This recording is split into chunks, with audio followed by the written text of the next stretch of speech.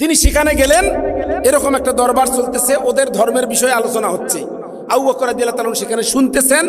শোনার এক পর্যায়ে ওই ফানহাসকে বলতেছেন, ফানহাস, তুমি আল্লাহকে ভয় করো, আল্লাহকে ভয় করে তুমি কালেমা পড়ে মুসলমান হয়ে যাও। তুমি তো জানো যে আল্লাহর হাবিব সাল্লাল্লাহু আলাইহি ওয়াসাল্লাম সত্য নবী, তিনি আল্লাহর কাছ থেকে সত্য দ্বীন নিয়ে এসেছে, তুমি কালেমা পড়ে মুসলমান হয়ে যাও।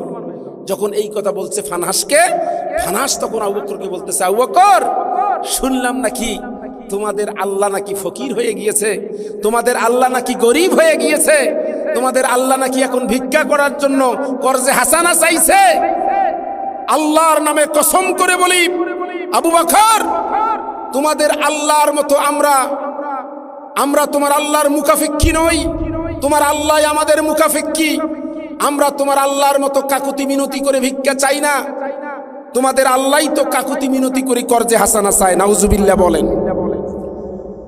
বলতেছে আবু বকর, চিন্তা করো না, চিন্তা করো না, তোমাদের আল্লাহ ফকির হয়ে গিয়েছে, তাতে কি হয়েছে?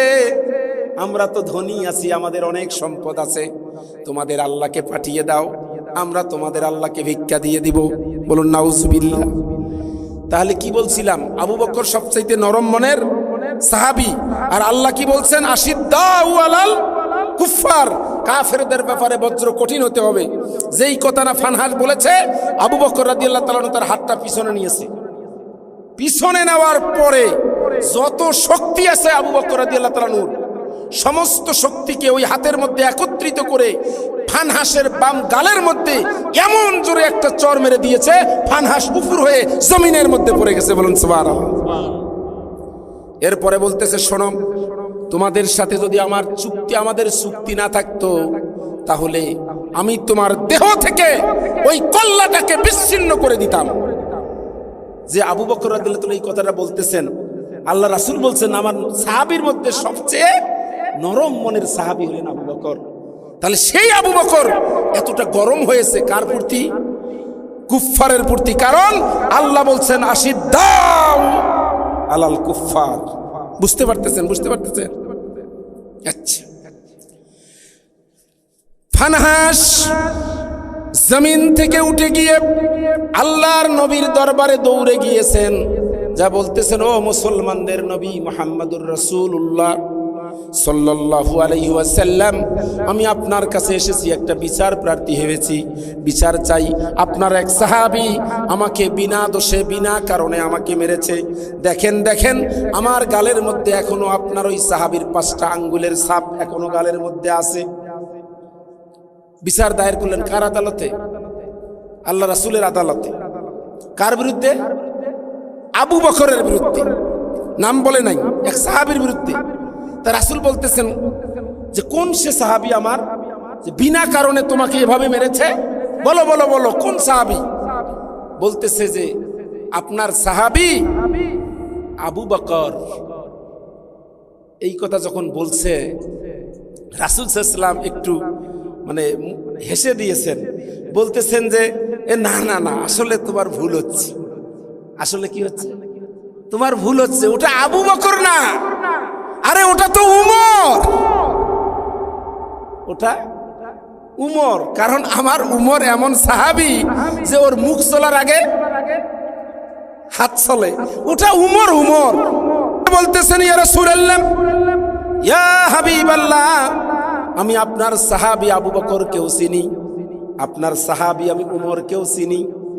আমাকে যে মেরেছে সে উমর না, আপনার সবচাইতে মর্যাদাবান সাহাবী, আপনার সবচাইতে আপন সাহাবী, সবচাইতে আপন বন্ধু, হিজরতের সাথী, যে সবচাইতে আপনার আপন, আপনারই শ্বশুর আবু বকরই আমাকে মেরেছে। আমি আবু বকরকেও চিনি, উমরকেও চিনি, আমাকে আবু বকরই মেরেছে।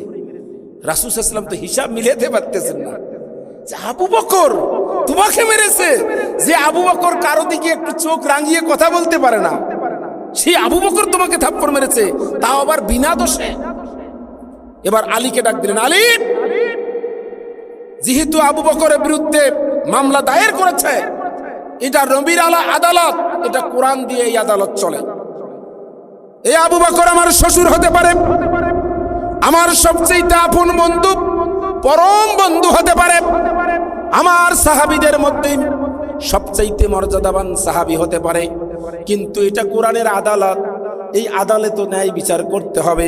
যেহেতু তার বিরুদ্ধে অভিযোগ এসেইছে, অতএব আমি ওই আবু বকরের বিরুদ্ধে গ্রেফতারি পরোয়ানা জারি করে দিলাম।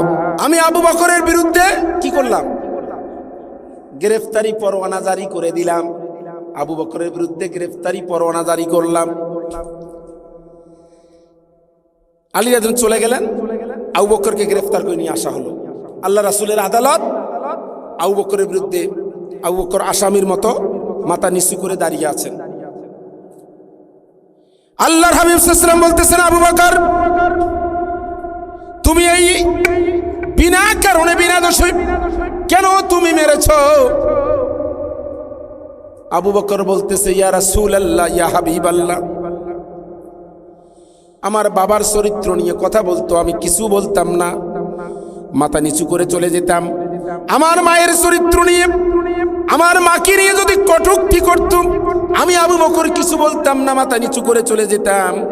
কিন্তু না, কাফের আমাকে নিয়ে নয়, আমার বাবাকে নিয়ে নয়, আমার মাকে নিয়ে নয়, এমন একজনকে নিয়ে কথা বলেছে, কটূক্তি করেছে, যাকে আমি আমার জীবনের চেয়ে, আমার বাবার চেয়ে, আমার মায়ের চেয়ে যাকে আমি বেশি ভালোবাসি, সেই আল্লাহ রাব্বুল আলামিনকে সে ফকির বলেছে, ভিখারি বলেছে।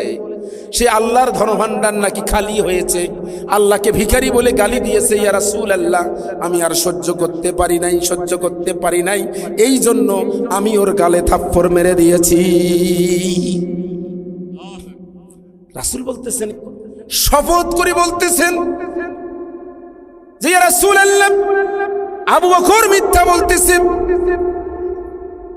আমি বিনা কারণে মারি নাই, কোনো অপরাধ আমি করি নাই, ও এমনিতেই আমাকে মেরেছে। এবার বলতেছে, তোমার পক্ষে কি সাক্ষী আছে? তোর আবার সাক্ষী রেডি করা আছে। যেমন পুতুলের মা যেভাবে সাক্ষী রেডি করেছিল, আল্লামা সাইদের বিরুদ্ধে ধর্ষণের মামলা দিয়ে সে সাক্ষী রেডি করে নাই, এই রকম বানোয়াট সাক্ষী আজকে নতুন করে নয়, এর পুরনো ইতিহাস, এই রকম সাক্ষী বানানোর ইতিহাস আছে। ওই আবু বকর এসে মারছে। এবার আল্লাহর হাবিব সাল্লাল্লাহু আলাইহি ওয়াসাল্লাম বলতেছেন, আবু বকর, তোমার পক্ষে কি কোনো সাক্ষী আছে? আবু বকর, ইয়া রাসূলুল্লাহ, ইয়া হাবিবাল্লাহ, যে সময় এই ঘটনাটা ঘটেছিল, ওই সময় আমার সাথে আমার পক্ষের, আমার দলের কেউ ছিল না, আমি একাই ছিলাম, মানে আমার দলের কেউ নাই, সবাই ওরা, আমার এর পক্ষে কোনো সাক্ষী। আল্লাহর হাবিব বলতেছেন, আবু বকর, এটা যেহেতু কোরআনের আদালত, এখানে কোরআন দিয়ে বিচার হয়, সুতরাং এই বিচারে কোনো পক্ষপাতিত্ব চলে না। তুমি আমার শ্বশুর হতে পারো, আমার পরম বন্ধু হতে পারো, মর্যাদাবান সাহাবী হতে পারো, কিন্তু কোরআনের আদালত যেহেতু তোমার পক্ষে কোনো সাক্ষী দাঁড় করাতে পারো নাই, কোরআনের বিধান হলো কে হাতটা পিছনে নিয়েছে, তার সমস্ত শক্তিগুলোকে একত্রিত করেছে, করার পরে রেডি হয়েছে আবু বকরের গালে থাপ্পড় মারবে। যেই না থাপ্পড় মারার জন্য প্রস্তুতি হয়েছে, এদিকে আল্লাহ রাব্বুল আলামিন জিবরিল আমিনকে ডাক দিয়ে বলতেছেন, ও জিবরিল, আর করো না দেরি, তুমি চলে যাও তাড়াতাড়ি, কারণ ওই যে নিরপরাধ আবু বকরকে, কারণ ওই আবু বকর আমি আল্লাহর সম্মানের জন্য, আমি আল্লাহকে নিয়ে কটূক্তি করার জন্য, আমি আল্লাহকে ভিখারি বলার জন্য, আমি আল্লাহর সম্মানের জন্য, ইজ্জতের জন্য আবু বকর ওই অপরাধে আবু বকরের গালে থাপ্পড় মারবে, এটা হতে পারে না, এটা হতে পারে না। যাও যাও যাও, তুমি আমার নবীজির উপরে একটা আয়াত নাজিল করে দাও, সূরা আলে ইমরানের 181 নম্বর আয়াতটা তুমি নিয়ে যাও, আমার নবীর উপরে নাজিল করে দিয়ে দাও, আমার নবীকে বলে দাও যে, ও নবীজি, আজ আবু বকরের পক্ষে কোনো সাক্ষী না থাকতে পারে, কোনো মুসলমান না থাকতে পারে, কিন্তু আবু বকর কে যে কাফেররা এরকম কথা বলেছিল, এই পক্ষে কোনো সাক্ষী নেই, কিন্তু আমি আল্লাহ নিজেই আজকে আবু বকরের পক্ষে রাজ সাক্ষী হয়ে গেলাম। আল্লাহ রাব্বুল আলামিন আয়াত নাজিল করে দিলেন, লাকাদ সামিআল্লাহু قول الذين قالوا إن ইন্নাল্লাহা ফাকিরুন ওয়া নাহনু আগনিয়া। আল্লাহু আকবার। আল্লাহ রাব্বুল আলামিন জানিয়ে দিলেন লাকাদ মানে অবশ্যই, সামিআল্লাহু মানে আল্লাহ শুনেছেন, কওলাল্লাযিনা বলেছিল, ইন্নাল্লাহা ফাকির নিশ্চয় আল্লাহ ফকির, ওয়া নাহনু আগনিয়া আর আমরা হলাম ধনী। এ কথা যে বলেছিল এটা আমি আল্লাহ নিজেই সাক্ষী। সুবহানাল্লাহ বলেন। শুধু তাই নয়, আল্লাহ বলেছেন ওয়া নাকতুবু মা ক্বালু, তারা যেটা বলেছে সেটা অবশ্যই আমি আবার লিখেও রাখবো। কি করব? আমি লিখেও রাখবো। কেন লিখে রাখবো? কিয়ামতের ময়দানে ওদের বিরুদ্ধে এই সাক্ষী দাঁড় করিয়ে তাদেরকে জাহান্নামে পাঠিয়ে দেওয়ার জন্য। এই আয়াত যখন নাজিল হয়ে গেল, আল্লাহর রাসূলের পায়ে পড়ে বলতেছেন, ইয়া রাসূলুল্লাহ, ইয়া হাবিবাল্লাহ, আর ভুলের মধ্যে থাকতে চাই না, আর ভুলের মধ্যে থাকতে চাই না। সামান্য একটা ঘটনার ব্যাপারে যেই আল্লাহ আয়াত নাজিল করে আবু বকরকে নির্দোষ প্রমাণিত করতে পারে, সেই দিন হলো সত্য দিন, সেই ধর্ম হলো সত্য ধর্ম। আমি কালেমা পড়ে এখন মুসলমান হয়ে যাব। আশিদ্দাউ আলাল কুফফার, আল্লাহ নির্দেশ কি? কাফেরদের ব্যাপারে কি হতে হবে? বজ্র কঠিন। 2 নম্বর আমল হলো রুহামাউ বাইনাহুম, পরস্পর। কাফেরদের ব্যাপারে তো আল্লাহ বললেন বজ্র কঠোর, আর পরস্পর যারা আমরা মুমিন আমাদের ব্যাপারে আল্লাহ বলছেন এটা হবে এরকম রুহামাউ বাইনাহুম, পরস্পরের সম্পর্কটা হবে পুষ্পকমল, একেবারে নরম হবে। মুসলমানের সম্পর্ক কি রকম হবে? একেবারে পুষ্পকমল হবে। আল্লাহ রাসূল বলেছেন, মুসলিম শরীফের হাদিস, মুসলমান আর মুসলমানের উদাহরণ হলো একটা দেহের মতো। দেহের এক জায়গায় যদি আঘাতপ্রাপ্ত হয় একটা অঙ্গে, সেই ব্যথা সমস্ত শরীরে যায় না? এর জন্য সারা রাত ব্যথা, জ্বর এসে যায়, সারা রাত ঘুম হারাম হয়ে যায়। আঘাত পেল একটা অঙ্গ আর বাকি সমস্ত অঙ্গ জেগে থাকলো। ঠিক কিনা বলেন? আল্লাহ রাসূল বললেন যে মুসলমানরা হলো এরকম। তিনি আরো বলেছেন, এক মুসলমান আর এক মুসলমান হলো একটা দেয়ালের মতো। একটা কিসের মতো? দেয়ালের মতো, যাকে একে অপরকে মজবুত করেছে। যেমন একটা ইট আর একটা ইট মাঝখানে সিমেন্টের মিশ্রণে একটা দেয়াল, শক্ত দেয়াল তৈরি হয়ে যায়। ঠিক কিনা বলেন? এই জন্য এক মুসলমান আর এক মুসলমান একে অপরে এরকম ভাবে একটা দেয়ালের মতো মজবুত। এই জন্য আমাদের মিজানুর রহমান আজহারি ভাই বলেছেন, আমরা যখন একাকী থাকি তখন আমরা ব্যক্তি, আর আমরা যখন ঐক্য হই তখন হবে শক্তি। ঠিক কিনা বলেন? তখন আমরা কি? শক্তি। আলহামদুলিল্লাহ, এখন আমাদের উলামায়ে কেরামেরা ঐক্যবদ্ধ হয়েছেন। ঠিক কিনা বলেন? আপনারা খুশি না? নির্বাচন কি হয়ে যায় যাক, কে যেতে জিতুক, অন্তত উলামায়ে কেরামেরা এক টেবিলে বসতে পেরেছেন, ঐক্যবদ্ধ হতে পেরেছেন। এজন্য আমরা খুশি নেবে যার, আমরা সবাই খুশি, কারণ এটা আল্লাহর নির্দেশ। রুহামাউ বাইনাহুম, পরস্পরে পুষ্পকমল হতে হবে। হতে পারে আমাদের কেউ হয়তো নাভিতে হাত বাঁধে, কেউ বুকে হাত বাঁধে, কেউ আমিন জোরে বলে, কেউ আস্তে বলে, এগুলো নিয়ে আমাদের দলাদলি নাই। আমরা এক হয়ে যাব, রুহামাউ বাইনাহুম, পরস্পর হব আমরা পুষ্পকমল। আলহামদুলিল্লাহ, এখানে আসার পরে আপনাদের যে ভ্রাতৃত্ব, আপনাদের যে এইরকম আল্লাহর এই আয়াতটা এখনো আপনাদের এখানে বাস্তবায়িত আছে। আমি এখনো শুনলাম আপনাদের এই সমাজে এখনো একটা মসজিদ, এক মসজিদ না, যে মসজিদে নামাজ পড়লাম, এখনো আপনাদের এই গ্রামের একটা ঈদগাহ মাঠ। আলহামদুলিল্লাহ। আর আজকে যেভাবে দেখলাম আপনারা আন্তরিকতার সাথে যেভাবে রান্না বান্না করতেছেন, আপনাদের যে হৃদ্যতা, এই যে ভালোবাসা, এটা হলো এই আয়াতের বহিঃপ্রকাশ। রুহামাউ বাইনাহুম, পরস্পরে কি হবে? পুষ্প কোমল। কি রকম পুষ্প কোমল? এর একটা উদাহরণ দিই। খারাপ লাগতেছে আপনাদের? হ্যাঁ, খারাপ লাগতেছে? আল্লাহর হাবিবের একজন বিশিষ্ট সাহাবী, সেই সাহাবীর কথা একটু আগে বললাম।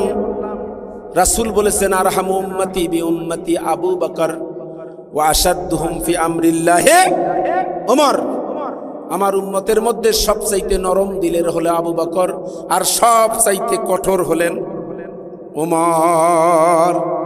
আল্লাহর আদেশ বাস্তবায়নের ক্ষেত্রে সবচাইতে কঠোর কে? ওমর। আপনারা শোনেন নাই? উমর রাদিয়াল্লাহু তাআলা আনহু নিজের সন্তানের বিচার কিভাবে করেছে শুনেন নাই আপনারা? তিনি আল্লাহর আদেশ বাস্তবায়নে একেবারে কঠোর।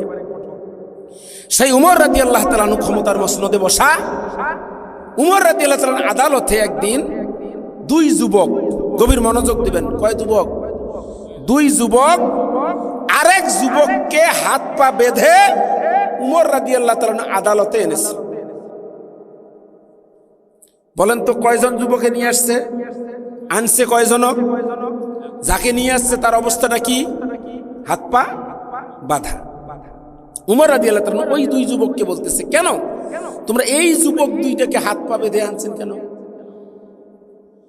ওই যুবক বলতেছে, আমিরুল মুমিনিন, খলিফাতুল মুসলিমিন, আমরা দুই যুবক, আমরা হলাম আপন ভাই।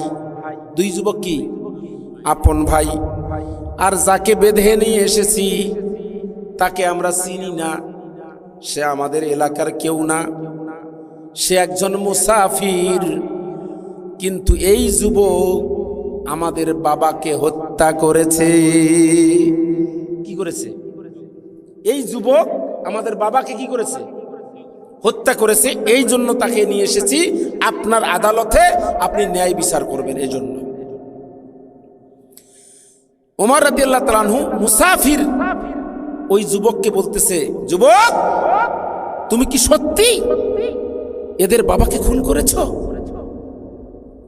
ওই যুবক বলতেছে, আমিরুল মুমিনিন, খলিফাতুল মুসলিমিন,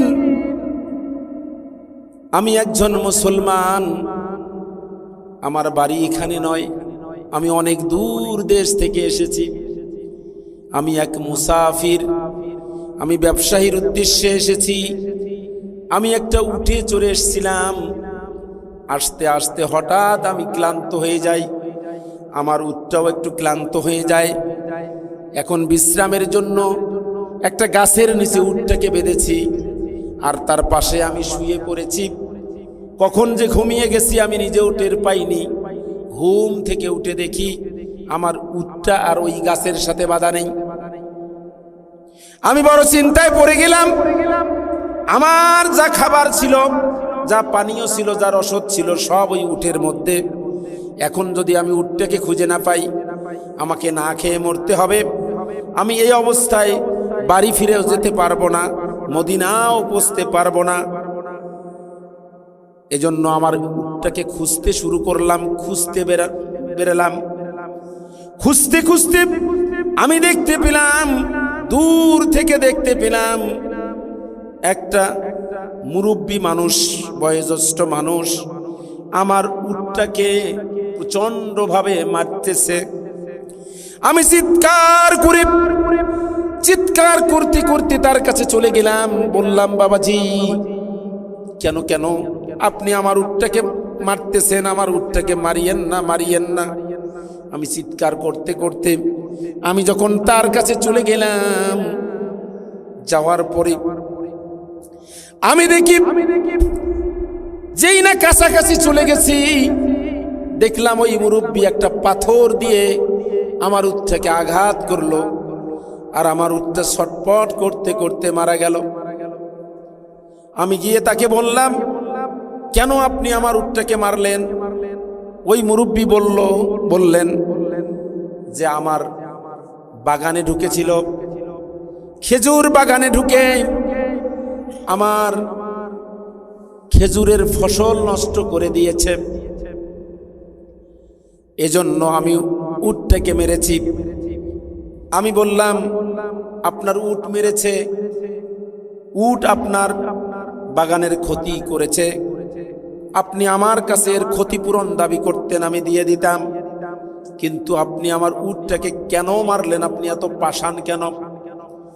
এই কথা যখন বললাম, তখন ওই মুরব্বী আমার উপর রেগে গেল। এক পর্যায়ে তর্কাতর্কি শুরু হয়ে গেল। তর্কাতর্কির এক পর্যায়ে ওই মুরব্বী আমাকে জোরে ধাক্কা দিলেন। আমি জমিনের মধ্যে পড়ে গেলাম। জমিনের মধ্যে পড়ে যাওয়ার পরে আমার পাশেই ছিল একটা পাথর। ওই পাথর দিয়ে পাথরটা আমি তার দিকে নিক্ষেপ করেছি। আমি আল্লাহর কসম করে বলি, আমি একজন মুসলমান। ইয়া আমিরাল মুমিনিন, আমি একজন মুসলমান, আমি তাকে মারার জন্য পাথরটা নিক্ষেপ করি নাই, শুধু রাগের কারণে আমি তাকে আঘাত করার জন্য পাথরটা নিক্ষেপ করেছি। আর ওই পাথরের আঘাতে তিনি যে মারা যাবেন এটাও আমি জানতাম না। আমিরুল মুমিনিন, আমার অনিচ্ছাকৃতভাবে এই খুনটা হয়েছে, আমার অনিচ্ছাকৃতভাবে এই খুনটা হয়ে গেছে। এখন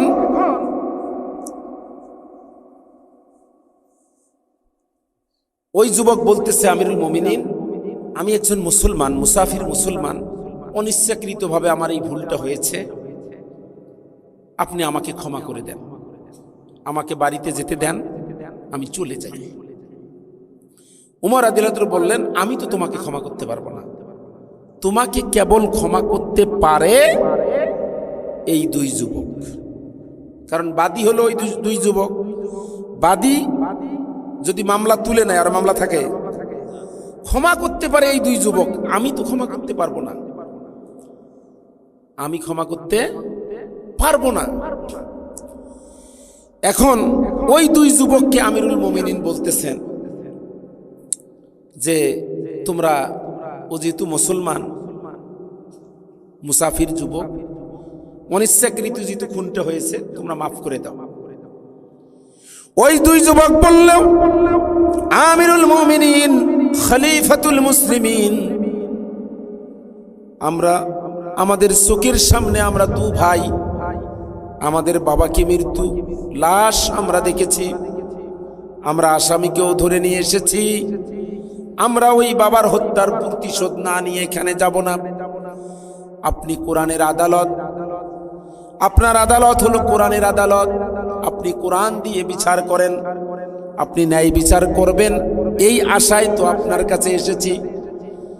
আমরা ওকে মাফ করব না, মাফ করব না, আপনি আমাদেরকে ন্যায় বিচার করে দেন। ওই দুই যুবক কি করলো না? মাফ করলো না। এখন মাফ যখন করলো না, তখন আর করার কি আছে? কিছু করার? ওমর রাদিয়াল্লাহু তাআলা বললেন, যুবক, তোমার জন্য আমার মায়া হচ্ছে, কারণ তুমি একজন মুসলমান, তোমার জন্য আমার কষ্ট হচ্ছে, মায়া কান্না হচ্ছে, কিন্তু আমি কি করব? আমার হাত পা বাঁধা, কারণ আমি হলাম কোরআনের শাসক, কোরআনের বিচারক, আমি তো অন্যায় বিচার করতে পারি না। আর কোরআনের আদালতের বিচার হলো কিসাসের বিচার, যেই বিচার আমরা একটু আগে আবু বকর রাদিয়াল্লাহু তাআলার ব্যাপারে শুনে আসলাম, ঠিক কি না? কোরআনের বিচার হলো কিসাসের বিচার। কিসাস হলো কি? আপনার যদি কেউ হাত কেটে নেয়, আপনিও তার কি করবেন? হাত কেটে দেবেন। আপনার চোখ তুলে নিল, কোরআনের বিধান হলো আপনিও তার চোখ তুলে নেবেন। কেউ আপনাকে হত্যা করলো, আপনার যারা ওয়ারিশ যারা, তারা তাকে হত্যা করবে। এটাই হলো হত্যার বদলে কি? হত্যা। এটা হলো কোরআনের বিধান, কিসাস। এখন উমর রাদিয়াল্লাহু বলতেছে, তোমার জন্য আমার মায়া কান্না হচ্ছে ঠিকই, কিন্তু আমি কিছু করতে পারবো না, আমি কিছু করতে পারবো না। কারণ কি? আমার হাত পা বাঁধা, আমি কোরআনের শাসক। রায় হওয়ার পরে আপনারা জানেন, ফাঁসির আসামিকে তার শেষ ইচ্ছা ব্যাপারে জিজ্ঞাসা করা হয়। উমর রাদিয়াল্লাহু তাআলা যুবককে বলতেছে, যুবক, তোমার তো ফাঁসি হবে, মৃত্যুদণ্ড হবে, এখন বলো তোমার কি কোনো শেষ ইচ্ছা আছে নাকি? তোমার যদি কোনো শেষ ইচ্ছা থাকে, তাহলে সেই ইচ্ছাটা কি করা হবে? পুরা করা হবে। তা যুবক বলল, আমিরুল মুমিনিন, খলিফাতুল মুসলিমিন, আমার একটা শেষ ইচ্ছা হলো, যদি আপনি আমাকে সুযোগ দেন, আমার বাড়ি থেকে অনেক দূরে তার বাকি টাকাটা কি করব? দিয়ে আসবো। এই কারণে, কারণ যদি এটা না দিই, ভবিষ্যতে মুসলমানদের উপরে একটা অপবাদ আসবে যে মুসলমানকে বিশ্বাস করে বাকিতে পণ্য দিয়েছিলাম, কিন্তু সে মুসলমান টাকা মারিয়ে দিচ্ছে। মুসলমানদের উপর এই অপবাদ আসবে, এই জন্য আপনি যদি সুযোগ দেন, আমি ওই ঋণটা পরিশোধ করে আসতাম। আর দ্বিতীয়ত, আমার কাছে অনেকের আমানত আছে, অনেকে রাখে না বিশ্বাস করে, রাখে কি রাখে না? বিশ্বাস করে রাখে। তো অনেকের আমানত আছে, আপনি যদি অনুমতি দেন তাহলে আমি ওই আমানতগুলো ফেরত দিয়ে আসবো। আমিরুল মুমিনিন বলতেছেন, তুমি তো খুনের আসামি, তুমি তো মৃত্যু দণ্ডপ্রাপ্ত আসামি, ঠিক কিনা? তো তোমাকে তো এমনি এমনি যেতে দেয়া যায় না। তবে একটা শর্তে তোমাকে যেতে দেয়া যায়, সেটা হলো তুমি যদি কাউকে তোমার পরিবর্তে একটু জিম্মাদার, একটু জামিনদার রেখে যদি তুমি যেতে পারো, তাহলে আমরা তোমাকে ছেড়ে দিতে পারি। আমিরুল মুমিনিন যখন এই কথা বললেন, ওই যুবক বলতেছেন, আমিরুল মুমিনিন খলিফাতুল মুসলিমিন, এই মদিনার জমিনে আমার কোনো পরিচিত কোনো আত্মীয় নাই, পরিচিত কোনো কেউ নেই। এখানে আমার বাড়ি নয়, আমি অনেক দূর দেশ থেকে এসেছি, আমি মুসাফির মানুষ। বলতেছি আমিরুল মুমিনিন, এই মদিনার জমিনে আমার কোনো আত্মীয় নেই, আমার পরিচিত কেউ নেই যাকে আমি জামিনদার রেখে, জিম্মাদার রেখে আমি চলে যাব, এমন আমার কেউ নেই। অতএব আমি কোনো জামিনদার রাখতে পারবো না, আপনার যা ফয়সালা হয় আপনি তাই করেন। খলিফাতুল মুসলিমিন আমিরুল মুমিনিন ওমর ইবনুল খাত্তাব রাদিয়াল্লাহু তাআলা বলতেছেন, ওমর রাদিয়াল্লাহু তাআলা বলতেছেন, যেহেতু তোমার পক্ষে কোনো জামিনদার তুমি দিতে পারতেছো না, তাহলে তোমার বিরুদ্ধে যে রায় আমি দিয়েছি মৃত্যুদণ্ড, সেটাই কার্যকর করতে হবে। তাহলে যেতে দেবে? উনি তো জামিনদার পাচ্ছেন না, কোথায় পাবেন? ওনার তো কেউ নাই। বলছেন আমিরুল মুমিনিন, এই মদিনায় আমার কেউ নেই, পরিচিতিও কেউ নাই, কোনো আত্মীয়, আমি কোনো জিম্মাদার দিতে পারবো না। তা আমিরুল মুমিনিন বললেন, তাহলে ঠিক আছে, কোরআনের যেটা বিধান, কিসাসের বিধান, তুমি ওই যুবকদের বাবাকে হত্যা করেছ, তোমারও মৃত্যুদণ্ড দেয়া হলো, জল্লাদ রেডি হয়ে যাও। তাহলে আর দেরি কেন? এখন একে কি করা হবে? মৃত্যুদণ্ড দেওয়া হবে। জল্লাদ রেডি হয়ে গেল, মৃত্যুদণ্ড হয়ে যাবে। ঠিক এমন সময় ওই মাজলিসের মাঝখান থেকে একজন হাত তুলে বললেন, আমিরুল মুমিনিন খলিফাতুল মুসলিমিন, আমি ওই মুসাফির আসামির জিম্মাদার হব। সুবহানাল্লাহ বলেন। একজন হাত তুললেন যে আমিরুল মুমিনিন, আমি ওই মুসাফির আসামির কি হব? জিম্মাদার হব। যিনি হাত তুলেছেন তার নাম হলো আবু যর গিফারি। কি নাম? আবু যর গিফারি। আবু যর গিফারি যখন হাত তুললেন, আমিরুল মুমিনিন ওমর রাদিয়াল্লাহু আনহু বলতেছেন, আবু যর, পাগলামি করো না। তুমি কি জানো, এই মুসাফির যুবকের যদি জামিনদার হও, আর সে যদি নির্দিষ্ট টাইমে না আসে, তার পরিবর্তে তোমাকেই মৃত্যুদণ্ড দেওয়া হবে, এটা কি তুমি জানো? পাগলামি করো না, ওর জামিনদার তুমি হও না। আবু যর গিফারি রাদিয়াল্লাহু বলতেছেন, আমিরুল মুমিনিন খলিফাতুল মুসলিমিন, আমি ভালো করেই জানি ওই যুবক যদি ফিরে না আসে, তাহলে তার পরিবর্তে আমাকেই মৃত্যুদণ্ড দেয়া হবে। তারপরেও আমি জেনে বুঝেই আমি সম্মতি হয়েছি, ওই যুবকের জিম্মাদার আমি আবু যর গিফারি হব। চিৎকার দিয়ে বলেন সুবহানাল্লাহ। আবু যর গিফারি জামিনদার হয়ে গেলেন। আল্লাহর হাবিব সাল্লাল্লাহু আলাইহি ওয়াসাল্লাম ওই যুবককে ছেড়ে দিলেন কয়েকদিনের জন্য, এবং ঘোষণা করলেন, আগামী জুমার নামাজের পূর্বে তুমি মসজিদে নববীতে আসবা, আর জুমার নামাজের পরে তোমার মৃত্যুদণ্ড কার্যকর করা হবে। আর তুমি যদি না আসো, তোমার পরিবর্তে ওই আবু যরকে কি করা হবে? মৃত্যুদণ্ড দেয়া হবে। দেখতে দেখতে জুমাবার চলে আসলো, কিন্তু ওই যুবকের কোনো খবর নাই। জুমার দিন রাষ্ট্রীয় ফরমান চলে গেল আবু যরের কাছে। ফরমানে লেখা আছে আমিরুল মুমিনের পক্ষ থেকে যে, আবু যর, আজকের জুমার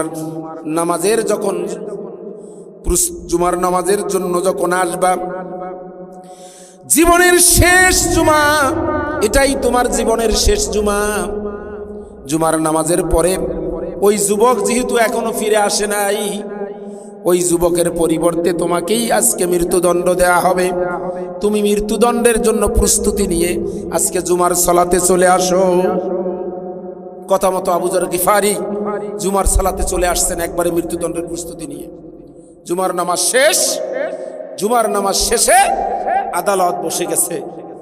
আবু যর গিফারি আসামি, উমর রাদিয়াল্লাহু তাআলা হলেন বিচারক। জল্লাদকে বললেন, জল্লাদ তুমি রেডি হয়ে যাও। ওই যুবকের পরিবর্তে এবার আবু যর গিফারিকে মৃত্যুদণ্ড দেয়া হবে। চারিদিকে কান্নার রোল পড়ে গেল। আবু যর গিফারি যেন তেন সাহাবী নন, তিনি হলেন রাসূলের খাদেম। আবু যর গিফারি খাদিমে খৈরুল বশর, খিদমতু মে জিন্দগি ভর না বানায়া আপনা ঘর। আবু যর গিফারি আল্লাহর হাবিবের এমন সাহাবী ছিলেন, তিনি আল্লাহ রাসূলের এমন খিদমতে নিয়োজিত ছিলেন।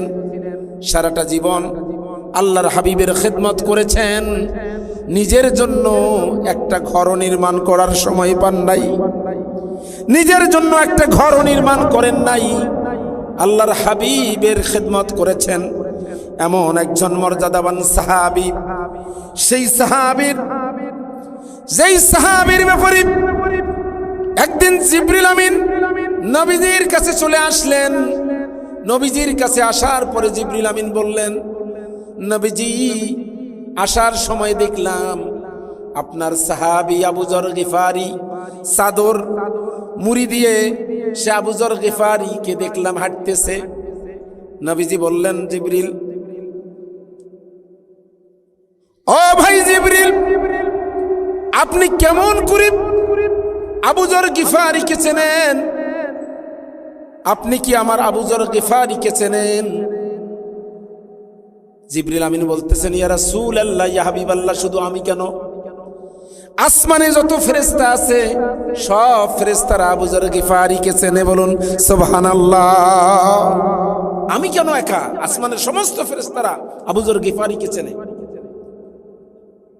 কারণ চেনার কারণ হলো তার দুইটা আমল। কয়টা আমল? দুইটা আমলের কারণে আসমানের সমস্ত ফেরেশতারা আবু যর গিফারিকে চেনে। দুই নম্বর আমল, দুইটা আমলের একটা আমল হলো আবু যর গিফারি সব সময় নিজেকে ছোট মনে করতেন। তিনি মনে করতেন আল্লাহ বুঝি জাহান্নাম বুঝি আমার জন্য তৈরি করছে, আমার মতো আবু যর গিফারিকে আল্লাহ বুঝি জাহান্নামে দিবে, এজন্য বুঝি আল্লাহ জাহান্নামে তৈরি করছে, আমি বুঝি জান্নাতে যাওয়ার উপযুক্ত হতে পারি নাই। সবসময় নিজেকে কি মনে করতেন? ছোট মনে করতেন। দ্বিতীয়টা হলো কুরআনুল কারীমের মধ্যে একটা সূরা আছে, যেই সূরাটার নাম হলো সূরাতুল ইখলাস। কি নাম বলেন তো? কি সূরা? অনেকে আমরা বলি কুলহুস সূরা, ঠিক আছে না? এই সূরাতুল ইখলাস আবু যর গিফারি এত বেশি পড়তেন যে সূরা ইখলাস যদি কেউ 3 বার পড়ে তাহলে কুরআনুল কারীম খতম করার সওয়াব তার আমলনামায় দেয়া হয়। যে এত বেশি পড়েছে যে কতবার যে কুরআনুল কারীম খতম করার সওয়াব আবু যর গিফারির আমলনামায় জমা হয়েছে তার কোনো হিসাব। এই দুই কারণে আবু যর গিফারিকে ফেরেশতারা চিনে। এমন মর্যাদাবান সাহাবী, তার এখন ফাঁসি হয়ে যাবে। আমিরুল মুমিনিন ওমর ইবনুল খাত্তাব রাদিয়াল্লাহু তাআলা আনহু কাঁদতেছেন। জল্লাদকে বললেন, জল্লাদ তুমি রেডি হয়ে যাও। সমস্ত সাহাবীরা কাঁদতেছেন। মদিনার মধ্যে কান্নার রোল পড়ে গেল। হায় হায় হায়, এত সুন্দর একজন সাহাবী, এত মর্যাদাবান একজন সাহাবী, বিনা দোষে একজন আসামি, মুসলিমের একটা মুসাফির আসামির জামিনদার হওয়ার কারণে নিরপরাধ আবু যরকে আজকে জীবন দিতে হচ্ছে। আমিরুল মুমিনিন কাঁদে, মদিনাবাসী কাঁদে, মদিনার মধ্যে কান্নার রোল পড়ে গেল। জল্লাদকে আদেশ করলো, জল্লাদ এবার তুমি তার মৃত্যুদণ্ড কার্যকর করো। জল্লাদের পা সামন দিকে আগায় না।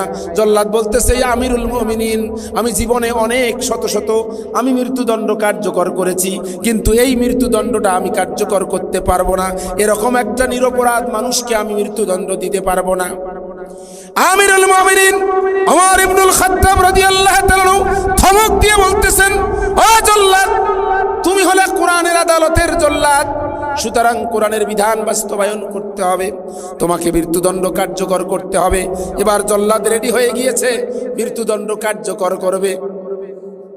এখন ওই যুবক ফিরবে কি ফিরবে না, মৃত্যুদণ্ডটা কার হবে, এইটা যদি আপনারা শুনতে চান, তার আগে একটা ছোট্ট কাজ আপনাদেরকে করতে হবে।